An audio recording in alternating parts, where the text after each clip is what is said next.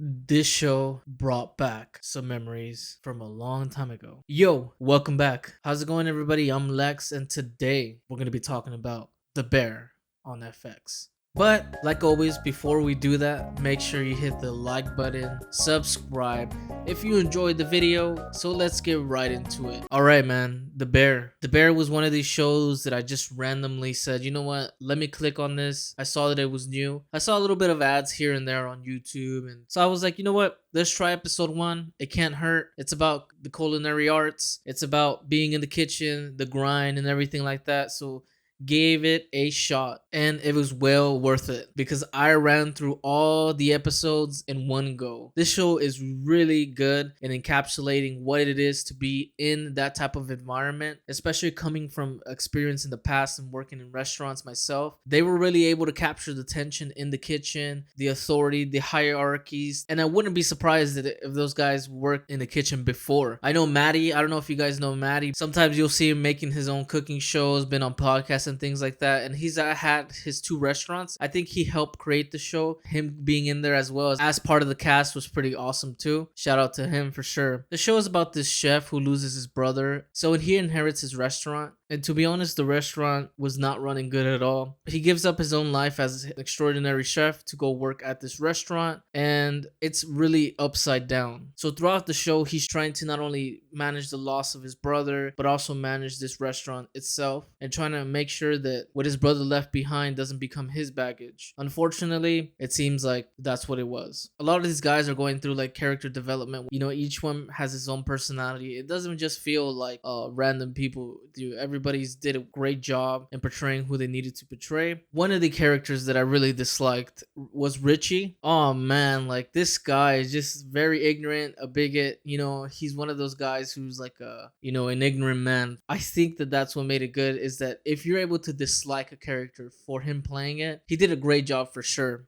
You know, throughout the show, he presents himself like this hard guy, who doesn't really get anything. But there's times in the show where he's able to express his emotions through the walls he built up. And a lot of the characters kind of have that flower blooming moment. You know, the sous chef that they hire is this girl who, had the restaurant that failed, but now is coming to work for one of the best chefs in the world. They're both kind of in the dumps, to be honest with you. You know, the head chef, loses his brother and gains this huge responsibility. And also her, who took out loans in order to create her own restaurant that unfortunately ended up failing, and now they meet up together and try to basically rise from the ashes. I thought that was interesting that they put those two together, since they were very familiar like that. I really enjoyed that dynamic because one was more emotionally capable to deal with themselves and the other one just couldn't, so they both played off each other. When they had scenes together, I really liked it. There were often these scenes where they were kind of in the back smoking a cigarette, and I remember just that, having that break, before dinner or after dinner, like it was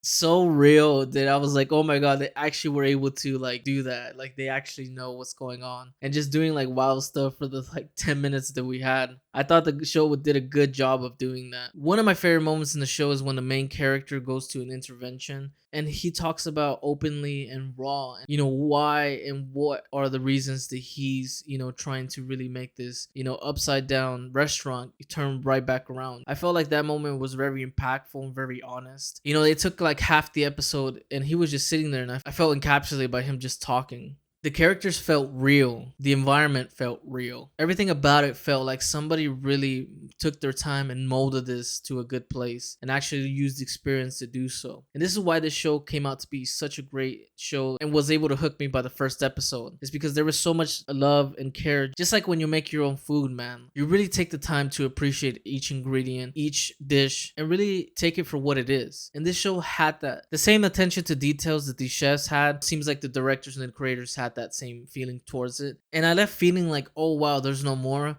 Like I wanted more. There's only 8 episodes and I think they're only 30 minutes each. So hopefully for season 2 they come back, because I definitely want to see season 2. And I haven't heard anything much about it. I haven't researched it if they are gonna go for it or not. So it's gonna be interesting to see over the months how it's being received. I know that I really enjoyed it, and hopefully you guys get to enjoy it as well. Overall, this show was a surprising watch. You guys should really just check out episode 1. It's really good. It's a good quality show. and everything feels so real and raw. And if you come from the food industry, you're really gonna see exactly what I'm talking about. They hit everything right on the nose. So I'm gonna give this show a 8.5.